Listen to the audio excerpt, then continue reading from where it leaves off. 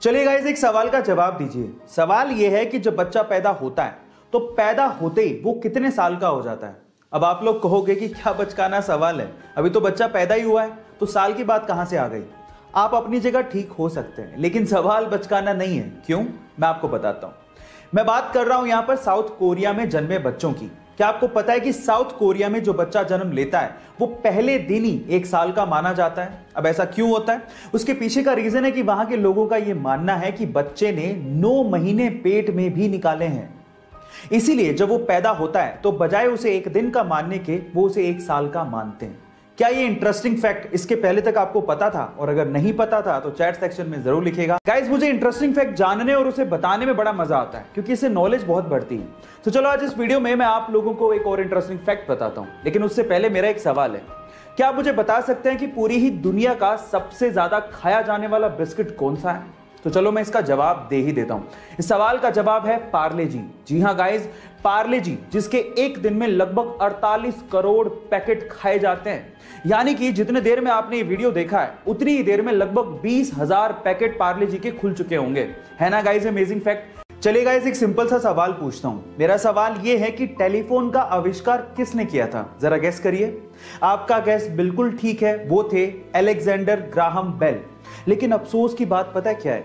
अफसोस की बात यह है कि जिस टेलीफोन का आविष्कार ग्राहम बेल ने किया था उसका उपयोग वो अपने ही घर पे अपनी मां से और अपनी पत्नी से बात करने के लिए नहीं कर सकते थे। क्या उसके पीछे का रीजन जानते हैं? उसके पीछे का रीजन यह है कि उनकी मां और उनकी पत्नी दोनों डेफ यानी कि बहरी थी, वो सुन नहीं सकती थी। ऊपर वाले का खेल देखिएगा गाइस। क्या आपको इसके पहले तक ये बात पता थी? और अगर नहीं पता थी तो चैट सेक्शन में जरूर लिखिएगा। एक बार एक बच्चे ने चिड़िया को कीड़े मकोड़े खाते देखा तो उसे लगा कि उड़ने के लिए कीड़े मकोड़े खाना जरूरी होता होगा। तो उसने कुछ कीड़े इकट्ठे किए और उनका घोल बनाकर अपने दोस्त को पिला दिया और उसके उड़ने का इंतजार करने लगा। वो दोस्त उड़ तो नहीं पाया लेकिन बीमार पड़ गया, जिसकी वजह से उसकी मम्मी से उस बच्चे को डांट सुननी पड़ी।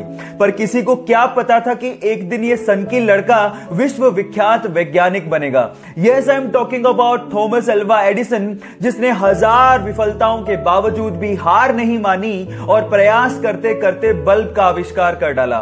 उनके हिसाब से सफलता निश्चित है अगर आप एक बार और प्रयास करो तो। सिक्किम में एक भारत चाइना बॉर्डर पर 14,000 फीट की ऊंचाई पर तैनात एक भारतीय सैनिक को सेना के लिए सामान लेके जाना था। अचानक से ग्लेशियर की चपेट में आने की वजह से उसकी मृत्यु हो गई। उसका शव 3 दिन तक लगातार भारतीय सेना ढूंढती रही लेकिन उसका शव ही नहीं मिला। उसके बाद जो हुआ वो अनबिलीवेबल था। कहा ऐसा जाता है कि उस सिपाही ने अपने एक साथी के सपने में आके बताया कि उसका शव कहां है। अगले दिन सुबह जब उसके शव को ढूंढा गया तो ठीक उसी जगह पर उसका शव मिला। जी हां, मैं बात कर रहा हूं बाबा हरभजन सिंह की।